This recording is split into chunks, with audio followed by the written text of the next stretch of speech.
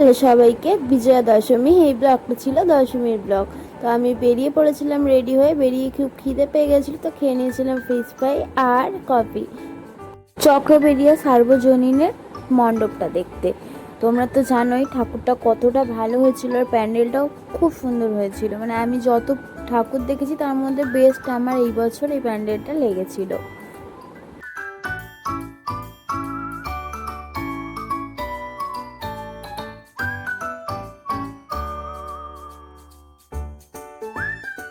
তারপর আমরা চলে গেছিলাম এখান থেকে চেতলা অগ্রণী। বাপরে বাপ কি ভিড়! আমি ভেবেছিলাম অন্তত আজকে দশমী, আজকের দিনে ফাঁকা থাকবে, বাট না, আমার মতনও কিছু কিছু পাবলিক আছে যারা এত মানে এই দশমীতেও ঠাকুর দেখতে বেরিয়েছে।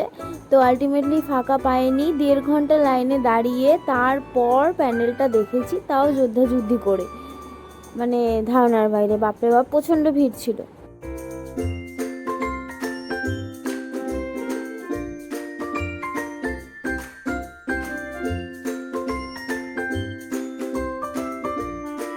যাই হোক, প্যান্ডেলটা আমার ভালোই লেগেছিল। তারপর ওখান থেকে কোনো মতে বেরিয়েছিলাম।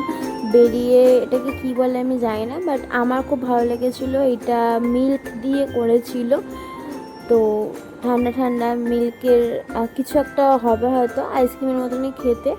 দেন ওখান থেকে আমরা চলে গেছিলাম মুদিয়ালিতে, বাট মুদিয়ালির ঠাকুর ভাসান চলে যাবে তাই বার করে দিয়েছে। তার মধ্যে বৃষ্টিও পড়ছিল, তো আমি এখন বাড়ি চলে যাচ্ছি। শুভ দশমী সবাইকে। আজকের মতন টাটা, আবার দেখাবে নেক্সট ব্লগে।